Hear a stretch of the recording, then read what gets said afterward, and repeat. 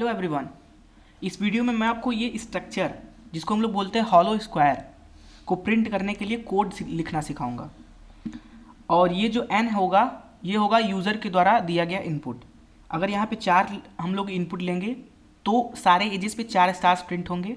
Stars के print होने का पैटर्न इस तरह से होगा कि जो फर्स्ट लाइन होगी और जो लास्ट लाइन होगी उनमें n के बराबर स्टार्स प्रिंट होंगे।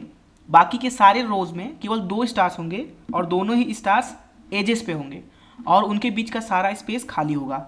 तो इस तरह के स्ट्रक्चर को प्रिंट करना हम लोग सीखते हैं। तो मैं अगेन अपने कंपाइलर में आ गया हूँ। अब आप यहाँ पे ध्यान से देखिए हम लोग कोड को कैसे बनाएंगे। सबसे पहले तो आप स्ट्रक्चर और ऑब्जर्व कर लीजिए।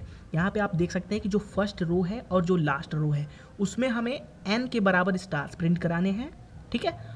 और बाकी स्पेसेस में बेसिकली आपको केवल 2 स्टार्स हर एक रो में प्रिंट करानी है सारे केसेस में। तो अगर आप ध्यान से देखें तो इस रो में भी 2 स्टार्स हैं, इस रो में 2 स्टार्स हैं और दोनों इसी स्टार्स एक स्टार्स एजेस पे हैं और बाकी जो भी स्पेस बचा हुआ है वो बेसिकली खाली स्पेस उसमें प्रिंट होना चाहिए, ठीक है। यानी उसमें सिंपली स्पेस प्रिंट होना चाहिए। तो अब अगर आप ध्यान से यहाँ पे देखें तो अगर n की वैल्यू हम लोगों ने कुछ रखी है इनपुट की तरह तो हमें दोनों स्टार्स के बीच में n-2 स्पेसेस प्रिंट कराने हैं। स्टार्स उनके एजेस पे प्रिंट कराने हैं और बाकी जो भी बचा उसके बीच का स्पेस है उसमें हम लोग सिंपली स्पेस प्रिंट कराएंगे। तो चलिए पहले कोड बना लेते हैं। किसके लिए? i बराबर बेसिकली फर्स्ट रो और लास्ट रो के लिए। तो मैं एक फॉर लूप फटाफट से बना लेता हूँ जिसमें मैं एक इंटीजर i डिफाइन कर लेता हूँ। उसकी वैल्यू 1 से इनिशियलाइज करके मैं i को ले जाने वाला हूँ सिंपली n तक। यानी n क्या है हमारे पास में? Number of stars present in each side. तो उस उतने तक हमें i को वेरी कराना है और i को हर बार 1 बढ़ाना है। तो यानी कि ये लूप जो है वो कितने तक चलेगी? 1 से लेके n तक। और अब इस लूप में मैं क्या लिखता हूँ? मैं इस लूप में मैं basically if else condition use करने वाला हूँ क्योंकि उससे काफ़ी आसानी होगा। अब मुझे पता है कि जब हमारे पास में i की वैल्यू 1 है या फिर बेसिकली i की वैल्यू n है यानी फर्स्ट रो और लास्ट रो, तो क्या करना है हमें?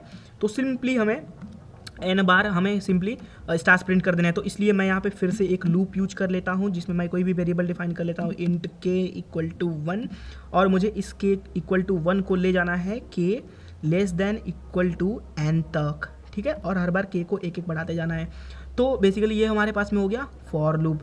अब इस लूप में मुझे क्या करना है? एक बार अगर मैं यहाँ पे स्टार प्रिंट कर दूँ तो बेसिकली ये लूप क्योंकि n बार चलेगा तो हमारे पास में n स्टार्स प्रिंट हो जाएंगे बहुत ही आसानी से।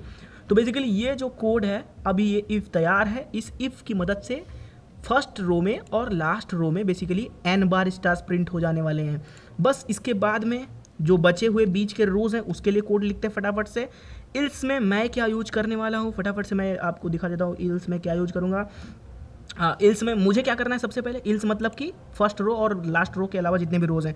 अब बाकी रोज़ में सबसे पहला जो प्रिंट होगा वो तो स्टार ही होगा। जैसे आप सेकंड रो में देखें तो स्टार ही सबसे पहले प्रिंट होगा और सबसे लास्ट में भी स्टार प्रिंट होगा और बाकी बचे स्पेसेस होंगे। तो यही आप एक रो को पकड़ लीजिए। अब इसी के लिए कोड बनाइए और उसे लूप चला दीजिए तो ये बाकी के लिए कॉपी होती जाएगी। तो एक हम लोग मान लेते हैं ये हमारे पास में एक रो है तो इसमें हमें फर्स्ट एलिमेंट और लास्ट एलिमेंट स्टार प्रिंट करना और उनके बीच में स्पेस प्रिंट करना है। तो उसी तरह से इल्स कंडीशन में यूज कर लेता हूँ क्या? सबसे पहले मुझे एक स्टार प्रिंट करना है तो मैं सिंपली एक स्टार प्रिंट कर देता हूँ, ठीक है। तो बेसिकली एक सिंपल सा स्टार मैं यहाँ पे प्रिंट कर देता हूँ और इसके बाद मुझे स्पेसेस प्रिंट करानी है।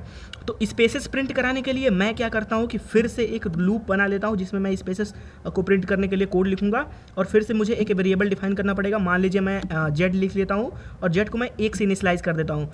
अब ये जो लूप है ये काम आएगा स्पेस को प्रिंट करने के लिए। तो हमें कितनी बार स्पेसेस प्रिंट करनी है? हमें n-2 बार स्पेस प्रिंट करनी है क्योंकि 2 कॉलम्स की जो स्पेस है हर रो में वो तो स्टार के द्वारा ही ऑक्यूपाई हो जा रही है। तो बाकी बचा स्पेस कितना हो गया? n-2।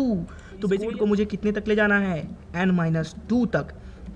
तो मैं इसको n-2 तक ले जा रहा हूँ और हर बार बेसिकली मुझे क्या करना पड़ेगा? z को 1 बढ़ाना पड़ेगा। अब मुझे इस फॉर लूप का इस्तेमाल करना क्यों पड़ा? क्योंकि मैं यहाँ पे चाहता हूँ कि स्पेस प्रिंट हो। तो बेसिकली अब प्रिंट स्पेस कर देता हूँ मैं सिंपली। स्पेस को प्रिंट करने के लिए कुछ आप इस तरह से काम करें, ये स्पेस प्रिंट हो जाएगा।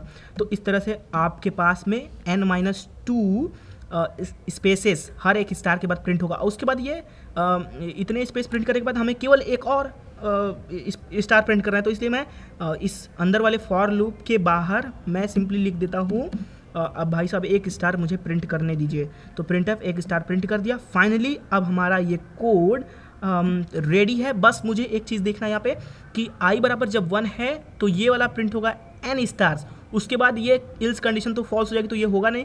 लेकिन मुझे उसके बाद वो भी तो चेंज करना है ना, लाइन चेंज करना है, अदरवाइज सारी कोडिंग एक ही लाइन में प्रिंट हो जाएगी।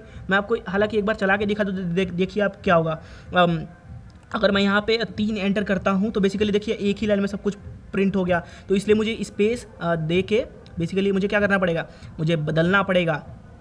तो इसलिए मुझे रो बदलने के लिए यहाँ पे प्रिंट करना पड़ेगा /n। तो प्रिंट एफ कर लिया और यहाँ पे मैं बेसिकली क्या कर लेता हूँ, /n को प्रिंट करा देता हूँ, ठीक है। और ये /n लूप के अंदर होगा, ये चीज़ आपको ध्यान रखनी है। तो लूप के अंदर ये है बेसिकली, ठीक है। मैं इसको थोड़ा ऊपर लाता हूँ तो आपको ज़्यादा अच्छा दिखेगा। तो ये लूप के अंदर ही है, ठीक है ना। एक बार कंडीशन चलने के बाद हर बार हमारे पास में /n प्रिंट होगा। तो अभी प्रिंट करा के दिखाता हूँ मैं आपको।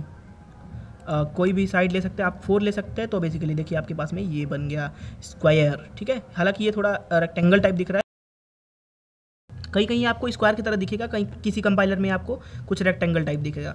उम्मीद है कि ये चीज़ें आपको समझ में आई होंगी, ठीक है। अब आप खुद से एक बार इसको ट्राई कीजिए, फिर उसके बाद मेरा कोड देखिए कि मैंने किस तरह से किया है, ठीक है। जितने बार देखिए आप कोड को अपने से करेंगे, ट्राई करेंगे, वो उतने ही अच्छे से आप सीख पाएंगे चीज़ों को, ठीक है ना। तो उम्मीद है आपको ये चीज़ें समझ में आई होंगी कि हम लोग किस तरह से कोड के थ्रू एक वैकेंट स्क्वायर प्रिंट कर सकते हैं, ठीक है। वीडियो देखने के लिए आपका बहुत बहुत धन्यवाद।